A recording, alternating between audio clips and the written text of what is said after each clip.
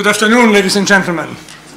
It is great to see you here in spite of floods and strikes and cancelled trains. And it is a great pleasure to welcome you all to this event. My name is Werner Jeanron. I'm the master of St. Benet's Hall, and together with the master of Campion Hall, Father James Henry, and the regent of Blackfriars, Father Simon Gaines, the three of us have organized this event, and on our three behalf, we would like to welcome you all very warmly. It's, of course, an enormous pleasure and honor to introduce tonight both the Chancellor of Oxford University, Lord Patten, and my fellow countryman, Cardinal Marx, as you hear from my accent. We are deeply honored and privileged that Lord Patten has kindly agreed to chair this event. And already at this point, I would like to say, after this event, there is a reception outside with a glass of wine or juice for all of us, and you'll be guided to that, and you're cordially welcome to that as well. Thank you very much, and thank you, Lord Patten, for taking over.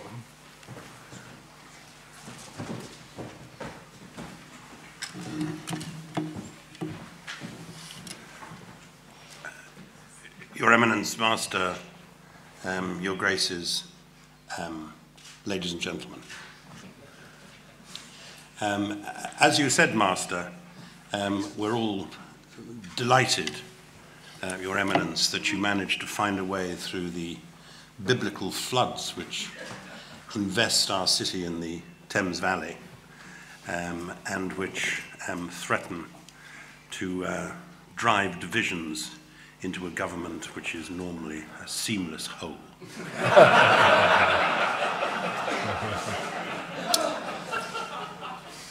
I hope that'll be reported back. As chairman of the BBC, I need every bit of assistance these days. Cardinal, we're really thrilled that you've come to deliver this lecture in the name of one of the greatest religious figures in the history of these islands over the last few hundred years, a great writer, who I think one can say with Wilhelm von Humboldt produced many of the ideas which still dominate the debate about higher education. I think they're the two greatest advocates of a liberal higher education system, an autonomous higher education system. He was also, of course, not only a great writer, a great inspiration, and it was an enormous pleasure for all of us that during Pope Benedict's visit to the United Kingdom a couple of years ago, he was beatified at a wonderful mass in Birmingham, which all of us who were there will remember forever. So we're delighted that you're delivering this lecture, and we're delighted that it's you who are delivering the lecture, Cardinal. You're such a distinguished theologian. You know about social sciences. You've contributed on education. The Archbishop, as all of you will know, of Munich, and Wikipedia, which is, of course, the source of all mostly accurate information, told me that when you became a cardinal in 2010, you became the youngest member of the College of Cardinals, which is over now. It's over. It happens, I'm afraid, to all of us. I did notice that I'm older than you are, which is when one finds oneself older than cardinals, then you know you're growing up. You've been a very distinguished member of the Justice and Peace Commission. You've contributed so much to the social teaching of the Church, or to the enunciation of the social teaching of the Church. And we know that at present, as well as being president of the European Communities Conference of Bishops, you're also one of the cardinals who is helping the Holy Father with the rejuvenation of the Vatican and its services to the broader Catholic Church and to the broader community. So we're really delighted that you're able to be with us this evening, and like everybody else, I'm looking forward to what you have to say.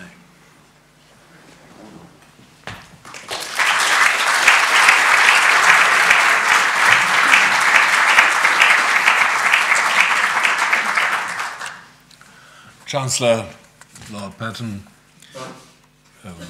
Your Graces, ladies and gentlemen, I'm very happy and honored to be here. I apologize my English, but I will do my very best to make this lecture in this beautiful language, which is for me beautiful because I learned in the school the poems of William Shakespeare. Ladies and gentlemen, we are still in the early days of the new year 2014. The subject of Europe, you can call it an issue, a question, a problem, as many journalists, commentators and politicians do, is already in pole position to dominate the year's headlines. There are elections to the European Parliament on 22nd and 25th of May, and the opening salvos in what promises to be a rowdy campaign have already been shot. There is the endless political horse trading to follow in Brussels, and the jockeying for the 3 EU presidencies. The equine references will not be lost on an English audience, will supply endless lines of European copy over the summer and into autumn. And just a mere 2 weeks ago, the city of Aachen opened a year of celebration of Europe's Pater Patriae, the Emperor Carolus Magnus, who died on 28th January 814. So this year, Europe will not only be in the news, the chances are it will make the news as well. The tragic events of the first half of the 20th century still cast a long shadow across the threshold of the new millennium. My generation, even those of you here tonight, much younger than I, some are much younger than I, still have to exercise the demons of what Eric Hobsbawm called the century of extremes. Holocaust Memorial Day on 27th January again reminded us that it is at our peril that we forget. This year, however, our memories go back beyond Auschwitz and Hiroshima to Ypres, Verdun and Gallipoli, to the senseless trench warfare that claimed so many young lives, including countless students, graduates and fellows of Oxford University. 31% of the 1913 Oxford graduates who went to war did not return in 1918. In an act of collective somnambulism, our continent of Europe was torn asunder. One of the new books about the First World War is called The Sleepwalkers, from Christopher Clark. And that underlines that the societies of that time were not reasonable in a special sense, but they were going in the situation of war without seeing the sense. Were there reasons for millions of deaths? I'm not sure. After the discussion, I read the book. After the lecture of the book, I'm very uncertain if we can say that this war had from the beginning a sense. But we can give him a sense, or we can work on it, on the historical, the historical subject of this war. We can help that this will not be again the situation in Europe. And we can make sense when we are fighting against situations and against attitudes who prefer war to other possibilities to come to results. When we read some articles in the time before the World War I, that it is necessary to have a catharsis, perhaps, no? Speaking about the war as a cleaning of nations, and so on and so on. When you read the sermons of all Christian churches, you will have terrible experiences. Sometimes, not all, but some sermons are published. Terrible. For me, it's a shock when I look, and we will discuss it in this year, in 2014. It's a shock to see that the most evangelized continent had this war. When we are open, it was a civil war between Christians. All of the soldiers were baptized and had learned the 10 Commandments. It's a terrible imagination for me. So we will look on this event closely, and perhaps we will learn a little bit more what does this event, 2014, mean for Europe, for the future of Europe. It might be possible that we can give him a sense afterwards, not, I think, in the battle himself. It was terrible to make the decision. There is a sense in the death of such and such and such people. That's something difficult in our memorial celebrations in Germany, in England, wherever. But we can make sense when we are learning from this situation and from this event.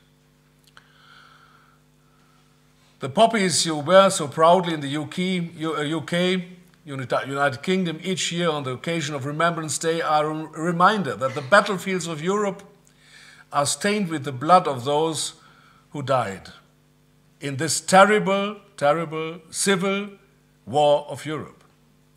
World War I is no longer news, it is history, but a history which is not forgot, which is very present, and we see it now in the discussion in Europe when we are discussing in our committee. Kenny is member of it, a commission of the European conferences. The experience of the Eastern countries is another one. I spoke to the Polish bishops, and we had the plan to celebrate 2014 as the great beginning of catastrophe in Europe. And the bishop said, no, it was our freedom. After the war, we were free as Polish. So very different experiences, or the Serbs and the others on the Balkan. They have many, many different experiences, not our experience. So this history is not over. This history is very present, and we will see it in the discussions of this year of 2014.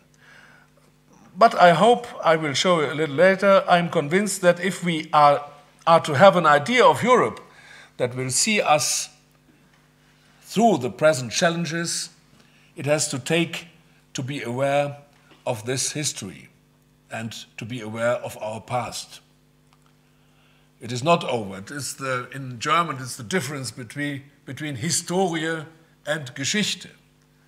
But that is another question for the philosophers, perhaps. This evening's event is being held under the patronage of John Henry Newman. His life was caught terminus with the 19th century. It is superfluous to recall to this audience Newman's Oxford associations. Newman ended his life as a cardinal, with the cardinal as guest speaker, with the consistory around the corner, and a red hat coming to Westminster before the month of February is out. That association, too, can only add lustre to this occasion. But where this evening the link with Newman is most at rem, is the Cardinal's fearless advocacy of public debate, his passionate belief in strong exchange and the fearless intellectual honesty with which we articulate his arguments, regardless of the hecklers they raised, also in the church. What I find most admirable in Newman was his willingness to read and reread history, to bow to the position of his opponents, and to display a docility to divine illumination understood in the sense proposed by his great patristic mentor, Augustine. It was a concept of learning and relearning, and of critic, and to be criticized, to be open for it, to change the mind, not to be proud to have every day the same opinion. That is what is inspiring also for me in looking on John Henry Newman. And this led him to change his mind in public. This freedom is very impressive. Europe is, in a political sense, was not a preoccupation of John Henry Newman's, but it is in the spirit of open debate, which he so frequently displayed, not least in his lectures at the Birmingham Corn Exchange in the summer of 1851, that I speak to you this evening. There can be no doubt but that the subject of Europe is one which arouses a variety of emotional responses. I think it important to add here that for the purposes of this evening's presentation, Europe equals European Union. There are the dewy-eyed lyrical bards of the European dream. I'm aware that here in the St. Benet's Hall, or we are not in St. Benet's Hall, but invited from the three colleges, and the same will be true of Blackfriars and Campion Hall. I can use some theological language. We have some lyrical bards who see Europe as a secular eschatological project. And it's beginning in Germany also. Some philosophers and sociologues, they are criticizing this attitude of seeing Europe as a secular eschatological project, and to be against some European politics is like heretic, to be a heretics. No? Others see Europe as a robber baron sequestering our sovereignty, sucking away our parliamentary freedoms.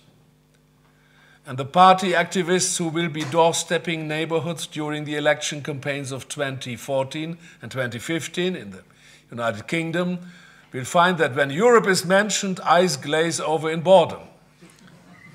The mixed emotions are partly explained by the fact that Europe continues to mean different things to different people. That is the fact. Also in the church. When we are discussing in our commission, we have different experiences, different attitudes. 27 bishops of 27 European countries. They are speaking about the future of Europe, about the politics of the European community. You can imagine that there are very different points of view and different opinions. And so you will rightly ask, Your Eminence, what does it mean to you? My 19th century compatriot Otto von Bismarck rather dismissively described Europe as a mere geographical concept. Charles de Gaulle put flesh on the bones of Bismarck's definition by extolling a Europe from the Atlantic to the Urals. But he suggested that there was still more to it. And the title of this lecture, I decided because Charles de Gaulle mentioned always that he had une certaine idée de la France. Because that's the same thing. No? He knows what are the France's geographical situation of France, that's clear, the history of France, but to open this reality for new things. He mentioned, j'ai une certaine idée de la France. I thought that is not too bad for the title of speaking about Europe. Une certaine idée de l'Europe, a certain idea of Europe. De Gaulle said it is very difficult to govern a country with 246 different cheeses.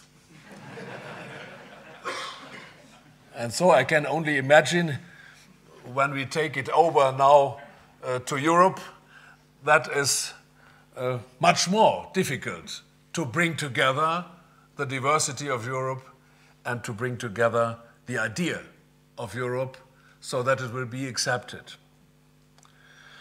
I think that what de Gaulle had in mind for France and I have in mind for Europe is that Europe is still in the making.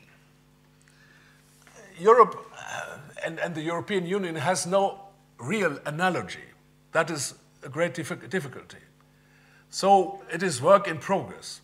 It's a development without having a clear plan, because the different ideas must come together, and the different ideas are very opposite sometimes. So it is a development, work in progress, and that is new in the history of mankind. It was later denied that he aspired, de Gaulle, to the creation of an Europe des nations, Europe of nations, as the end point of the European project, against the project of the United States of Europe. That was on the beginning after the World War II. In all programs of the democratic parties in Germany, it was mentioned, we are for the United States of Europe. Then they kicked it out in the time, and now it's over, now, this concept. Une Europe des nations, Europe of nations, and as the end point of the European project, kick-started by the signing of the Treaty of Rome in 1957, and over which the general kept a weather eye until he left the Elysee in 1968. Perhaps de Gaulle had a particular view of the role he expected France should play in the new configuration of European states that formed the early EEC, but he had no fixed opinion of how the tender, fragile sapling sown with such goodwill and enthusiasm in the still difficult post-war 1950s might grow into a great tree. The general, always at his best in military uniform, would have subscribed to the intuition which inspired Schuman and Monet, that peace and prosperity were two sides of the same coin, and that their most secure guarantee was the common will of former enemies to work together for the good of all. The mechanics of that cooperation and the institutional profile of that shared endeavor was for successive generations to work out for themselves. For me, the best description of the idea of Europe is what Jean Monnet said: Europe has to be a contribution for a better world. It's very simple, but open. And there are several points to be mentioned. First is political freedom and peace in this better world. Then the economy, that all have a chance to live their lives. Culture and religion. Security and foreign affairs. I think these points remain also in the concept of the future of Europe. That is not the answer for constitutional reform. I'm not a politician, but these points are important to bring forward this idea, this certain idea of Europe. 57 years on from the Treaty of Rome, the European project remains open-ended I said it, a work in progress. For many in my generation, the idea of Europe is still one which inspires. It carries with it a lot of intellectual conviction. For most of us, it makes what the English call common sense. My idea of Europe is, however, born in the heart as much as in the head. Europe is my home, and the European Union institutions are the scaffolding that keep it standing. But the idea of Europe and the institutions are not yet together. And that is the tension we will have in the coming years. The idea, different ideas, and the institutions to reorganize, to change, to correct, to develop these institutions, parliament, and all the other things you know, to bring this together, to balance it out in the sense of subsidiarity and solidarity. Let us be honest, Europe, geographical concept, project, family of nations, whatever concept you use, is still struggling to define itself. St. Augustine, whom we mentioned briefly earlier, when the subject of time came up, quipped, "We all know what time is until asked to define it." I feel that to some extent the same applies to Europe. Citizens of the United States have a much clearer idea of what it is to be an American, as we know from the literature. For example, Philip Roth. We have the sociologists. They say when I would say a Turkish or from Asian, someone is going to the United States of America. When you ask him 5 years later what you are, he answers, "I'm American." But not in Europe. Also in the relationship between the countries. So that is another situation. Last year, the Europe Commission, in an attempt to create some sense of common shared ownership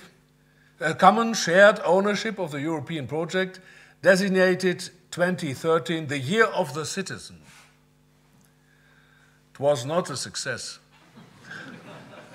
More a little bit like in English you say, damp squib.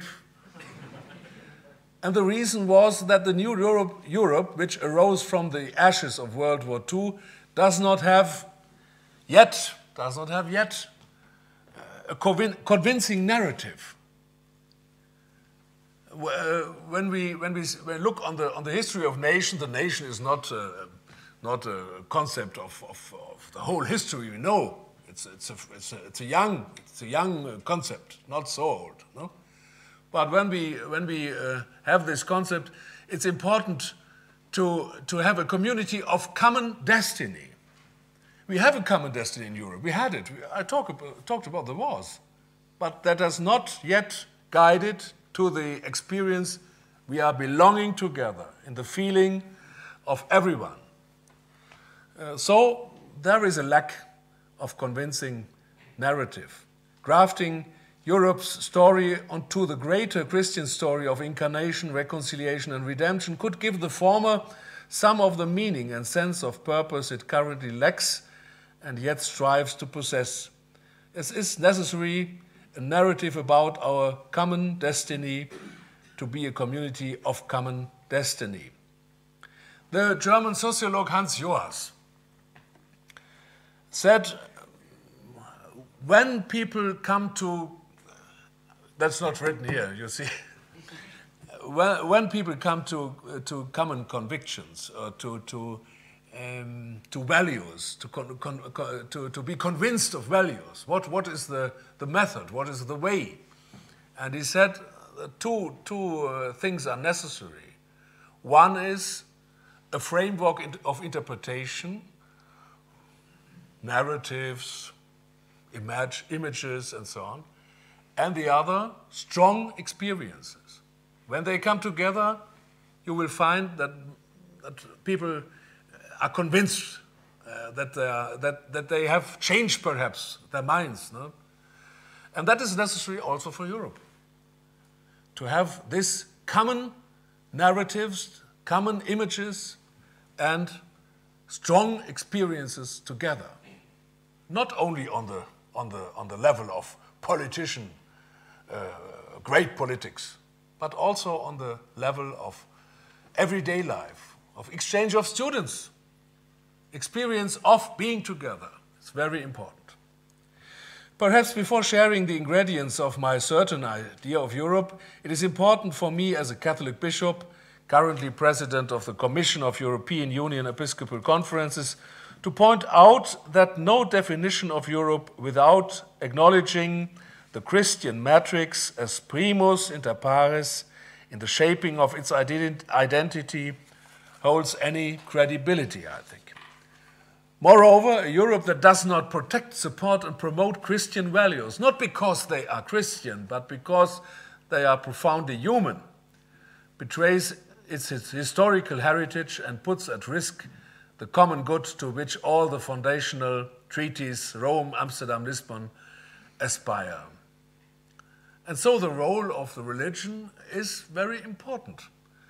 Not to dominate the political scene, not to dominate the finality of Europe, but to be in this open discussion to find a new or a renewed narrative for Europe.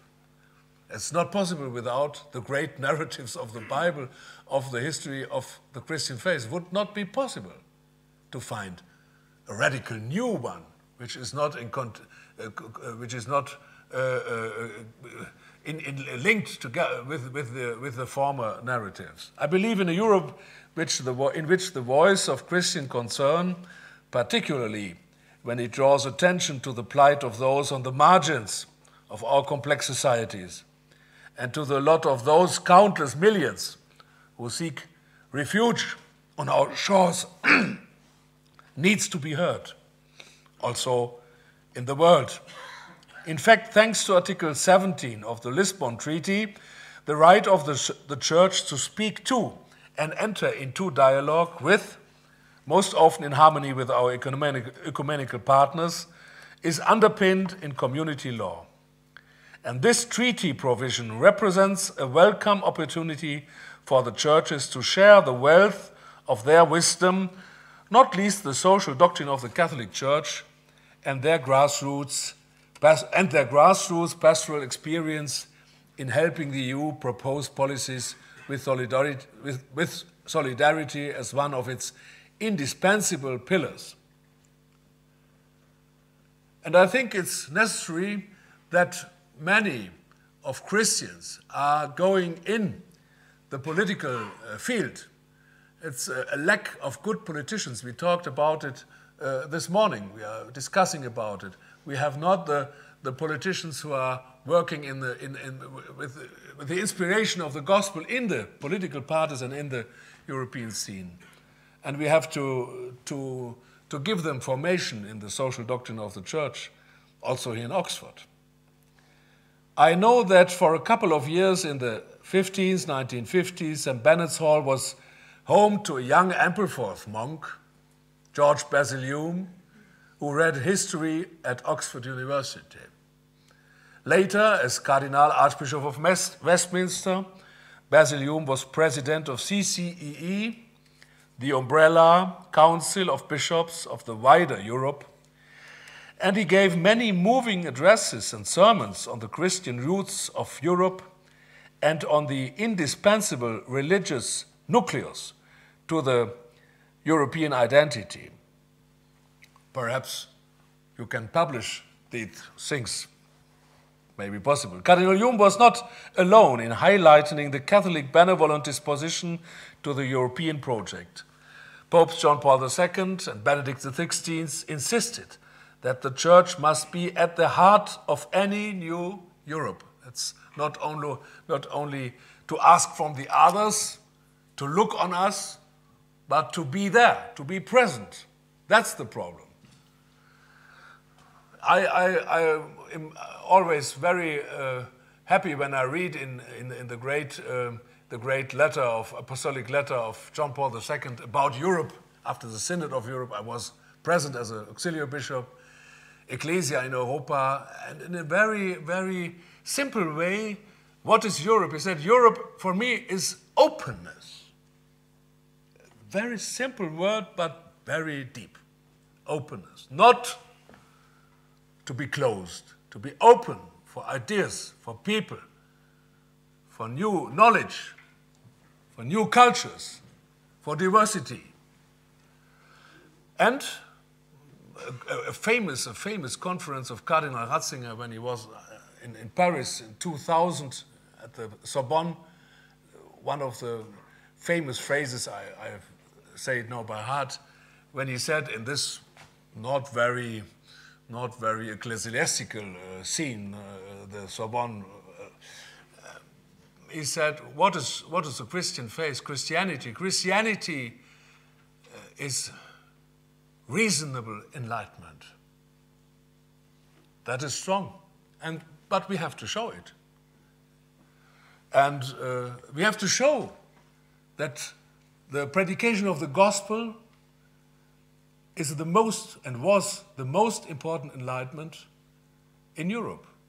The beginning of enlightenment was the predication of the gospel here in England and in Germany and all over Europe, and not beginning in the 18th century. So that's our task, our challenge to do it, not to beg it from the others that they love us, but to bring it in the discussion to show that our arguments and our life is enriching, is inspiring, encouraging our public and our societies. The committee, of which I have the honor to be president, is sometimes cast in the role of lobby organization, but right from its foundation in 1980, it has set itself in the name of the bishops' conferences of the EU to serve the European project, not to be a lobby organization only for the church, to look on our interests. The interests of the church is the common good for all, especially for the poor. It consciously seeks to promote and protect the common good within the Union and to open the project and to remember the sources. Pope Francis, in his apostolic exhortation Evangelii Gaudium, has placed the church center stage in the fashioning of a just, fair, tolerant, and inclusive society. Even if our new Pope, settling as he is into the Northern Hemisphere and to his role as a bishop in Italy, may find the political landscape of Europe a little bit astonishing, it is important to emphasize how closely in touch with the EU realities the Holy See is. Comicii and the Apostolic Nuncio are two sides of the same coin in terms of a Catholic proactive presence on the Brussels stage. Pope Francis' vision is set to shape our mission of service to the European project. The letter Evangelii Gaudium is not a letter of social doctrine of the Church, but is a letter to encourage Catholics, especially Catholics, but I think also other Christians, to be a sign of Christ in the society. And he's criticizing also the economy and all the bad things which are consequences of the financial crisis. We had a great discussion. I don't know if it was in the UK the same about this letter. Now, this economy kills. That was the phrase attacked in the journals and in the TV, from some sides, clear. And I answered in the newspapers to this critic, because it's very important that we make a difference between capitalism and market economy. The Pope is right. The international, the World Bank has mentioned that through the financial crisis, People were dying, that's clear. I said when the financial crisis was there in 2008 and 9 and 10, this will have consequences. Perhaps not in Germany, because we have a social state, and Britain, but in the world, the consequences are there. And you cannot say that, that this is not a real and a good analysis of the danger. No, the opposite is not social doctrine of the church against market. That is not the game, but social doctrine of the church against utilitaristic capitalism. That is another thing, but that is, in parentheses, that is another subject. But to bring it in the European discussion is very important for the Catholic Church. I think the future of global economy is not a primitive capitalism, but a market economy with a framework and a global order. And that is what the Pope is mentioning in the tradition of the great social doctrine of the Church. You may well ask me, how do I think that this mission can be carried out, and to what beneficial effect? Pope John Paul II, in his apostolic exhortation Ecclesia in Europa, issued in 2003, he dreamt of a church which not only has made a unique contribution to Europe's culture, its spirituality, its art, its music, its literature, but also its civic customs, its culture of law, its social conscience, or its inclusive and caring approach to the sick, but which continues to be present too and active in the Europe of today and accompanies it on its pilgrim journey to a better tomorrow. The Church is possessed of great wisdom drawn from its scriptural, patristic, and scholastic traditions. Its pastors and rank and file members all are endowed with a rich pastoral experience. It has thus a unique treasure to share. And that is our task of new evangelization. New evangelization does not mean reconquista. We have lost the territory, we will have a new battle. And no, it's a new way to speak of the gospel in a new situation. The Church no longer has monopoly ambitions. That is not possible. All that disappeared. It is not the only, she is not the only player in the field in our cosmopolitan cities or in our pluralist world, discussed with the students several hours ago.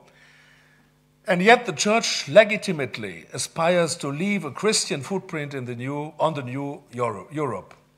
In transforming the European society with the gospel message, the Church will strengthen Europe's hand in fashioning a world order based on the twin principles of justice and peace. Who else would do this?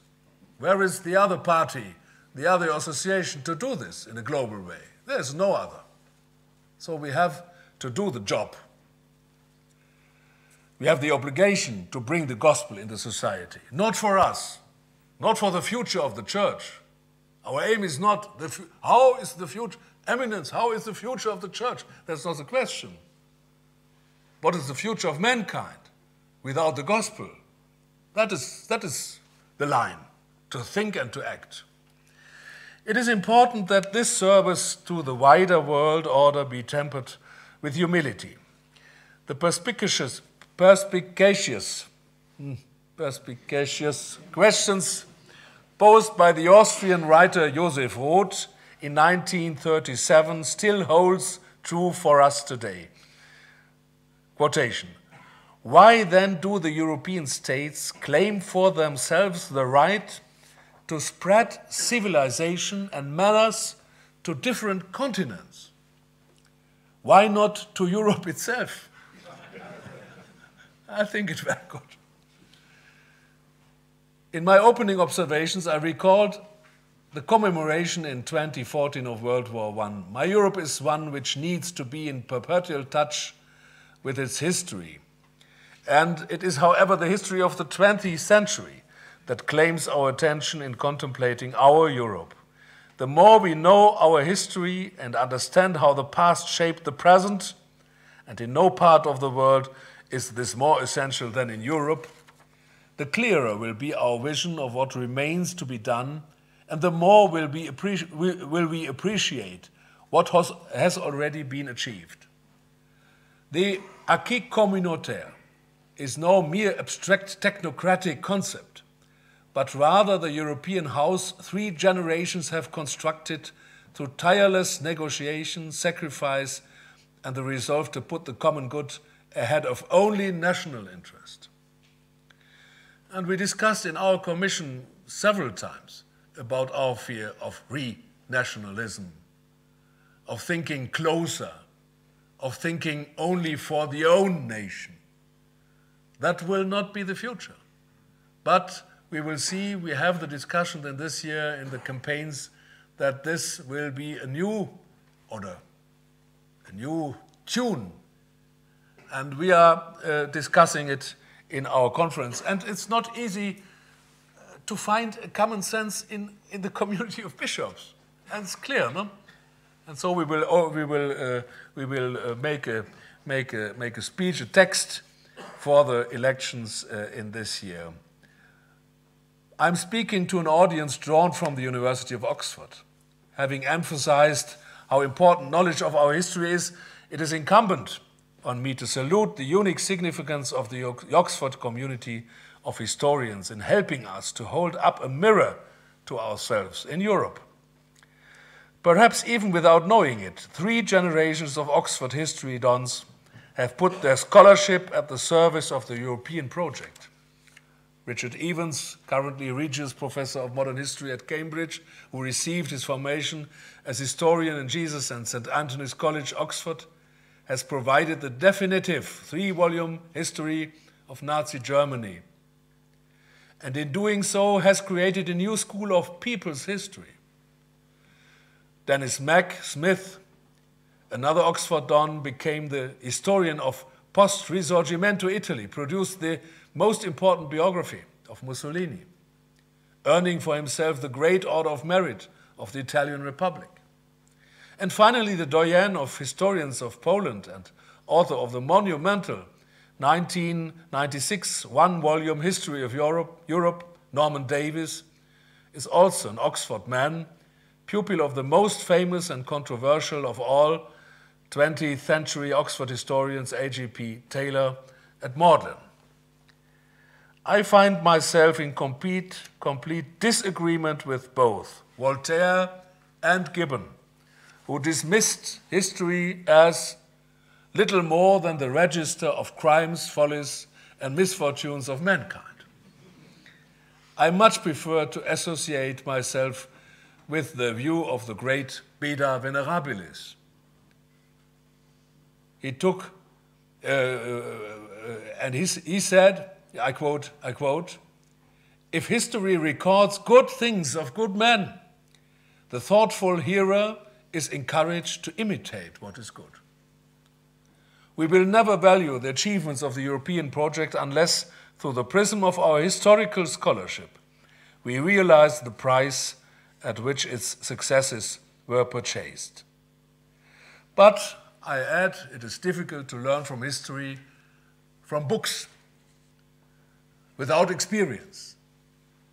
That is what I said about the common destiny, to share a common destiny. That is very important for learning. There is a further feature of the Europe I love to which I should like to draw attention before concluding.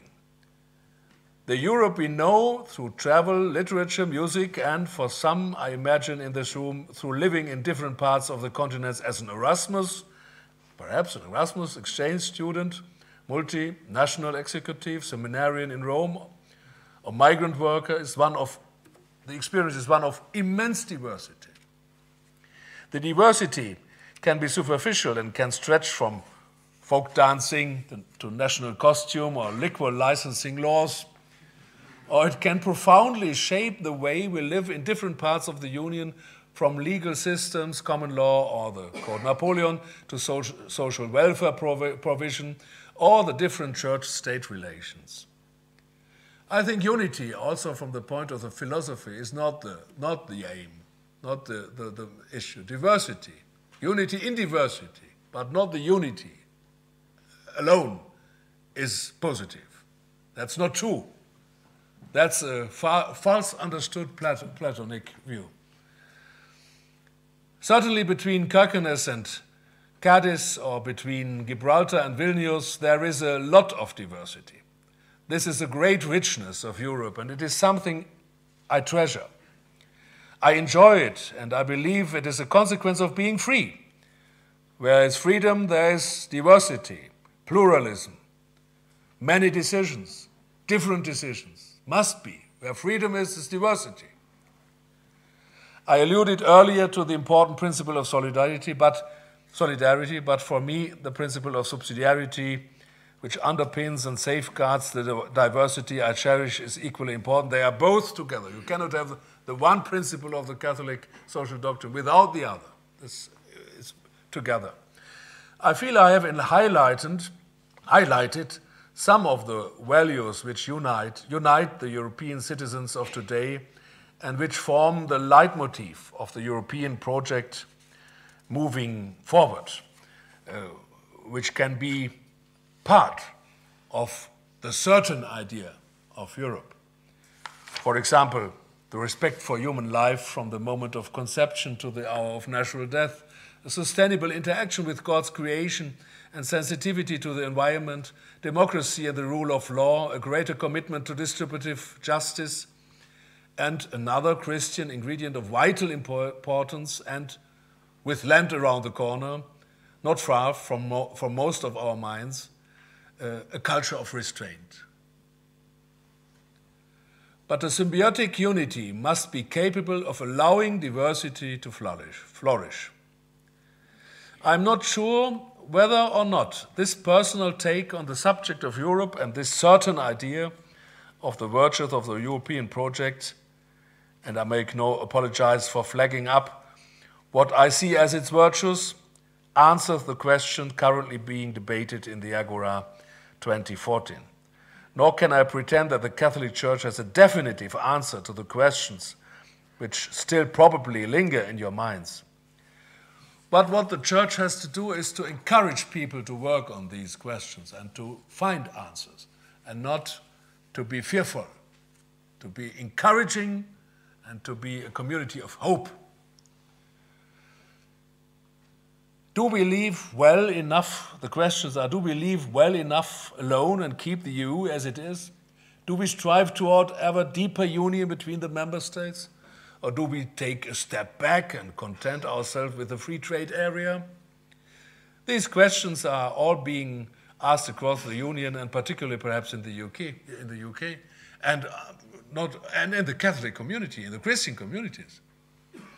My personal view is we cannot go back. That's never possible. We can change the instruments, we can change the measure of the steps, but we cannot go back. That is not possible. It is important to remember that there are others too asking questions about Europe. We are all now inhabitants of the global village, and as anyone who has lived in a village knows only too well, everyone is curious about everyone else's business. Our friends, those who are less well disposed to us, and our commercial rivals on the world stage are all hedging their bets as we search for our own identity and renegotiate our relationship with them. They are all wondering what role Europe will play in our contracting, globalized world. And so I think I will add a last thing. For the next years, it will be very important what will be the future of the discussion about the free trade zone between the European Union and the United States. And if we and the US draw closer commercially, then not only are there complex socio-ethical issues raised within the context of this new economic configuration, there are big questions concerning our joint relationship to the rest of the world, to the poor world. Will Europe and the United States will be open for the interest of the others, especially for the poor? Or is this a new imperialistic way to guard our interests, to see our interests? We will follow it a little bit. I have no opinion. I think it's a good thing. Normally it's a good thing to be in contact and to strengthen the Western community, not because we are closed from the others, but because Europe has a message, has a mission, also for the world, for a better world, not in the ancient way to force the others to think like we, like in the times of the imperialism. We had terrible times. That's not possible. But we have to make our contribution, to bring to the other countries our ideas and experience, which, having raised living standards for countless Europeans, can have also some beneficial effects on others who share planet Earth with us. I think that will be a very great question. For me, two important questions. Will we as church, as Christians, but I speak especially for the Catholic Church, will we have the power to influence our Western societies, not to dominate them, but to bring ideas from the gospel in a new way in this society? And will the Western societies have the spiritual force to bring the great ideas which are inspired from Christian faith to the organization of a global world which is inspired from justice and peace? We cannot attend it from other continents. So it's very important also, can we as church regain, not territory, not reconquista, but can we regain our place in the political and in the intellectual debate? That is very important. So I have put my cards on the table. I have not been shy about my Europhile credentials. I have shared with you the features and qualities of the European project which recommended to me. I have the conviction that gospel values lie at its heart, even if currently they require extra protection, and the Church may need to be more vigilant in looking on the project of Europe as a whole. What shape the Europe of the future takes is the responsibility of its citizens, and the Church has a responsibility to help the citizens to make their choices. One final writer, when he visited the United Nations in 1965, the late Paul VI issued the dramatic appeal, "Jamais plus la guerre," never again war. Herman von Rompuy, as recently as 2 weeks ago, when speaking at the European Social Days in Ostend, reminded his audience that the European Union was, before all else, a peace project. The peace dividend is perhaps the most significant fruit of the European integration process. We frequently undersell it. The fact that we have lived together in peace for almost 70 years would suggest that the idea of Schuman, Adenauer, Monet, and de Gasperi and others has succeeded beyond their wildest dreams. I think we have to continue this project, to inspire and to correct it with the voice of the gospel. Thank you very much.